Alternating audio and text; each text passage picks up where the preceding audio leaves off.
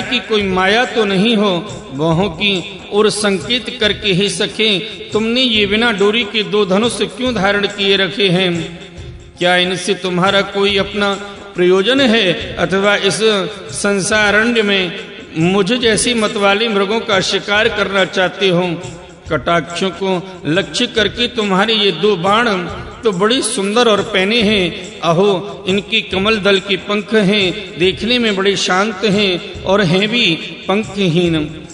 यहाँ वन में विचरते हुए तुम इन्हें किस पर छोड़ना चाहते हो? यहाँ तुम्हारा कोई सामना करने वाला नहीं दिखाई देता। तुम्हारा यह पराक्रम हम जैसी जड़ बुद्धियों के लिए कल्याणकारी हो।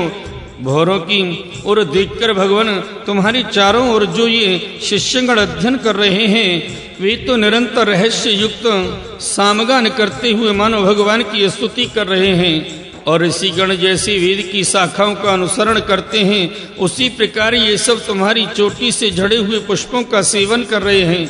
नूपुरों के शब्द की ओर संकेत करके ब्रह्मन तुम्हारे चरण रूप पिंजड़ों में तो तीतर बंद हैं, उनका शब्द तो सुनाई देता है परंतु रूप देखने में नहीं आता। करधनी सहित पीली साड़ी में अंग की कांति की उत्प्रेक्षा कर तुम्हारे नितंबों पर यह कदम कुसुमों की सी आभा कहाँ से आ गई? इनके ऊपर तो अंगारों का मंडल सा भी दिखाई देता है, किंतु तुम्हारा वल्कल वस्त्र कहाँ है? कुमकुम मंडित कुचों की और लक्ष्य करके ध्वजवर तुम्हारे इन दोनों सुंदर सींगों में क्या भरा हुआ है? अवश्य ही इनमें बड़े अमूल्य रत्न भरे हैं, इसी से तो तुम्हारा मध्य भाग इतना कृश होने पर भी तुम इनका बोझ ढो रहे हो। यहाँ जानकर तो मेरी दृष्टि भी मानो अटक गई है, और सुभग इन सींगों पर तुमने यह लाल लाल लेप सा क्या कर रखा है? इसकी गंध से तो मेरा सारा आश्रम महक उठा है। मित्रवर मुझे तो तुम अपना देश दिखा दो, जहाँ के निवासी अपने वक्षस्थल पर ऐसे अद्भुत अवयव धारण करते हैं जिन्होंने हमारे जैसे प्राणियों के चित्तों को क्षुब्ध कर दिया है, तथा मुख में विचित्र हाव भाव, सरस भाषण और अधरामृत जैसी अनूठी वस्तुएं रखते हैं। प्रियवर तुम्हारा भोजन क्या है जिसके खाने से तुम्हारे मुख से हवन सामग्री की सी सुगंध फैल रही है? मालूम होता है तुम कोई विष्णु भगवान की कला ही हो, इसीलिए तुम्हारे कानों में कभी पलक न मारने वाले मकर के आकार के 2 कुंडल हैं। तुम्हारा मुख एक सुंदर सरोवर के समान है, उसमें तुम्हारे चंचल नेत्र भय से कांपती हुई 2 मछलियों के समान, दंत पक्ति हंसों के समान और घुंघराली अलकावली भौरों के समान शोभायमान है। तुम जब अपने कर कमलों से थपकी मारकर इस गेंद को उछालते हो तब यह दिशा विदिशाओं में जाती है मेरे नेत्रों को तो चंचल कर ही देती है, साथ साथ मेरे मन में भी खलबली पैदा कर देती है। तुम्हारा बांका जटाजूट खुल गया है, तुम इसे संभालते नहीं। अरे यह धूर्त वायु कैसा दुष्ट है जो बार बार तुम्हारे नीवी वस्त्र को उड़ा देता है। तपोधन तपस्वियों के तप को भ्रष्ट करने वाला यह अनूप रूप तुमने किस तप के प्रभाव से पाया है? मित्र आओ कुछ दिन मेरे साथ रहकर तपस्या करो, अथवा कहीं विश्व विस्तार की इच्छा से ब्रह्मा जी ने ही तो मुझ पर कृपा नहीं की है। सचमुच तुम ब्रह्मा जी की ही प्यारी देन हो, अब मैं तुम्हें नहीं छोड़ सकता। तुम्हें तो मेरे मन और नयन ऐसी उलझ गए हैं कि अन्यंत्र जाना ही नहीं चाहते। सुंदर सींगों वाली तुम्हारा यहाँ मन हो, मुझे भी वहीं ले चलो। मैं तो तुम्हारा अनुचर हूँ और तुम्हारी ये मंगलमयी सखियां भी हमारे ही साथ रहें। श्री सुखदेव जी कहते हैं, राजन आग्नेत्र देवताओं के समान बुद्धिमान और स्त्रियों को प्रसन्न करने में बड़े कुशल थे। उन्होंने इसी प्रकार रति चातुर्यमयी मीठी मीठी बातों से उस अप्सरा को प्रसन्न कर लिया। वीर समाज में अग्रगण्य आग्नेत्र की बुद्धिशील रूप अवस्था लक्ष्मी और उदारता से आकर्षित होकर वह उन जम्बू दीपाधिपति के साथ कई हजार वर्षों तक पृथ्वी और स्वर्ग की भोग भोगती रही। तदंतर नृपवर आग्नेत्र ने उसकी गर्भ से नाभि किम पुरुष हरिवर्ष लावर्त रम्य के हिरण्य में कुरु भद्राश्व और केतुमाल नाम के 9 पुत्र उत्पन्न किए। इस प्रकार 9 वर्ष में प्रतिवर्ष एक के क्रम से 9 पुत्र उत्पन्न कर पूर्व चित्त उन्हें राजभवन में ही छोड़कर फिर ब्रह्मा जी की सेवा में उपस्थित हो गई। अग्निद्र के पुत्र माता के अनुग्रह से स्वभाव से ही सुडौल और सबल शरीर वाले थे। अग्निद्र ने जम्बूद्वीप के विभाग करके उन्हीं के समान नाम वाले 9 वर्ष भूखंड बनाए और उन्हें एक एक पुत्र को सौंप दिया। तब वे सब अपने अपने वर्ष का राज्य भोगने लगे। महाराज अग्निद्र दिन दिन भोगों को भोगते रहने पर भी उनसे अतृप्त ही रहे।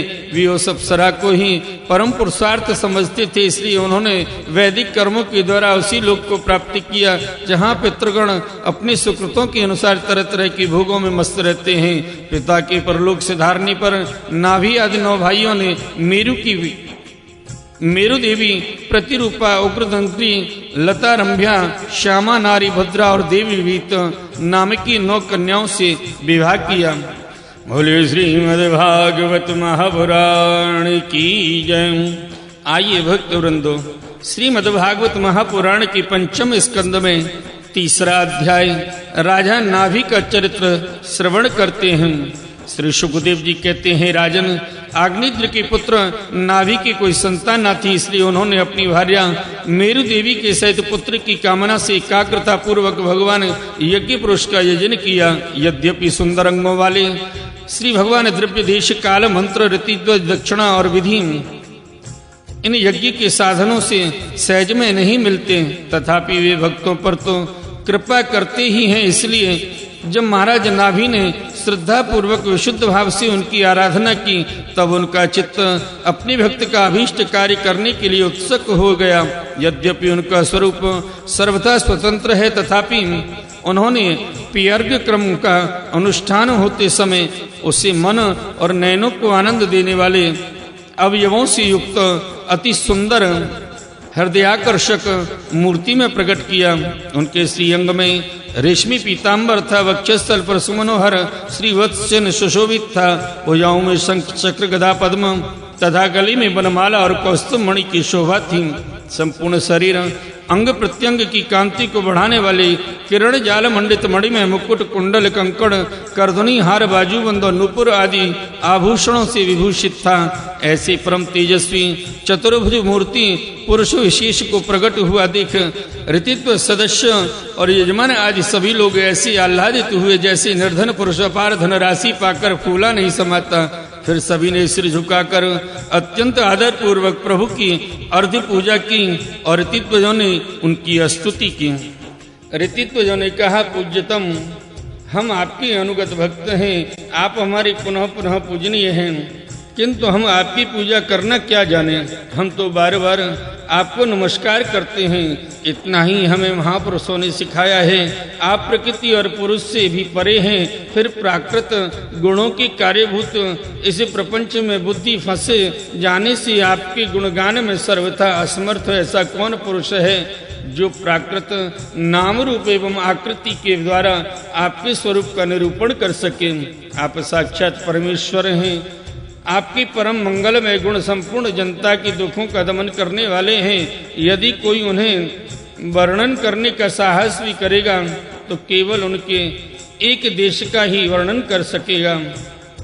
किंतु प्रभु, यदि आपके भक्त प्रेम गदगद वाणी से स्तुति करते हुए सामान्य जल, विशुद्ध पल्लव, तुलसी और दूब के अंकुर आदि सामग्री से ही आपकी पूजा करते हैं तो भी आप सब प्रकार संतुष्ट हो जाते हैं। हमें तो अनुराग के सिवा इसे द्रव्य कालादि अनेकों अंगों वाले यज्ञ से भी आपका कोई प्रयोजन नहीं दिखाई देता, क्योंकि आपसे स्वतः ही क्षण क्षण में जो संपूर्ण पुरुषार्थों का फल स्वरूप परमानंद स्वभावतः ही निरंतर प्रादुर्भूत होता रहता है। आप साक्षात उसके स्वरूप ही हैं। इस प्रकार यद्यपि आपको इन यज्ञादि से कोई प्रयोजन नहीं है, तथापि अनेक प्रकार की कामनाओं की सिद्धि चाहने वाले हम लोगों के लिए तो मनोरथ सिद्धि का पर्याप्त साधन यही होना चाहिए।